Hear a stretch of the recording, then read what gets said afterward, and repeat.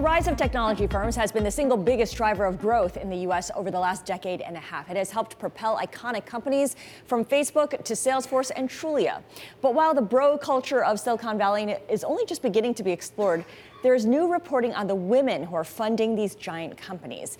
In today's Bloomberg Equality, our ongoing conversation about the bottom line impact of diversity, I sat down with Julian Guthrie. She is author of Alpha Girls, the women upstarts who took on Silicon Valley's male culture and made the deals of a lifetime. We talked about Julian's goal in chronicling these women's stories. I started getting names and casting a wide net, and then interviewing the women, and I just gravitated to certain women's stories. The four women you end up profiling in Alpha Girls played critical roles in creating new companies and creating the companies they're in, but they're not household names like Elon Musk or Bill Gates or Steve Jobs or Sergey Brin. Do they want to be household names? Is that the only way to change the narrative from something that is male-driven to something that's more inclusive? That's a really interesting question. I think that they didn't set out to be household names. I think now, because of the book, and the book is being adapted for a television series, that will really broaden the story and commercialize the story. I think that they're really proud of their stories. They were very reluctant to tell their stories in a lot of ways. I think that you really have to be brave to be vulnerable. And for women had been very much, these women who worked in this male-dominated industry, and this speaks to industries, across the globe, really, but they had not sought out the spotlight. And they had been these outsiders who had found their way into this industry, and they had to learn to play by someone else's rules before they could start writing their own.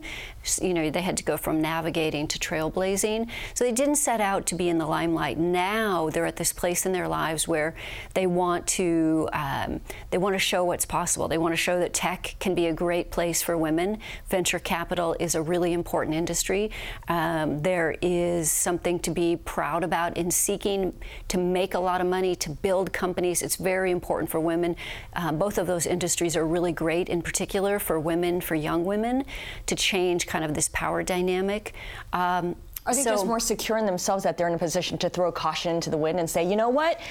Whereas before I was a little bit scared to put my name out there, you know what? It doesn't matter. I'm going to go for it. I think that it's a combination of things, that they reach this point in their lives and their careers where they do have the credibility, they do have the money, they do have the success stories, the companies that they have built.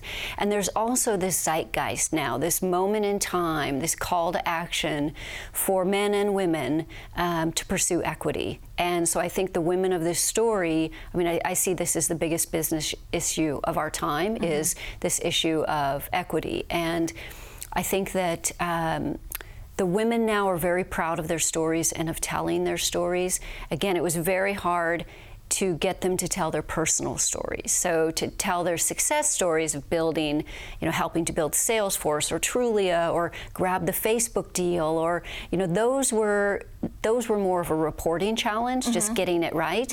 But getting them to tell about the broad sides, what happens when you come down, when you're diagnosed with cancer, what happens when you're adopting a baby at the same time, what happens when you as a woman make more money than your partner or your husband. So all of those things were more difficult, but they were such an important part of Alpha Girls and telling that story. How do you think the Me Too movement played into this at all? You talk about the zeitgeist. We can't ignore the fact that Me Too has been happening, and it's taken down a number of prominent men. Did that factor into people's thinking? Was that kind of in the backdrop the entire time? I started my reporting before the Me Too movement really became this galvanizing force, and I thought that women would be much more at ease in telling their stories, but that wasn't the case. I think it helped because there is this community, there is this network. People are being held accountable like never before, thank goodness. But at the same time, they're still working in this industry. These 4 women, MJ Elmore, Sonia Perkins, Magdalena Yashil, and Teresa Gao, they're working in the industry. They are, in the trenches. And so they still are working in this male-dominated industry. So how much can you speak out? How many names can you name? How personal can you be? What happens if you do appear vulnerable? How are you going, it's such a networking industry where the networks are key to get the deals. And when still 92% of all check writing VCs are men, so you have to be collaborative.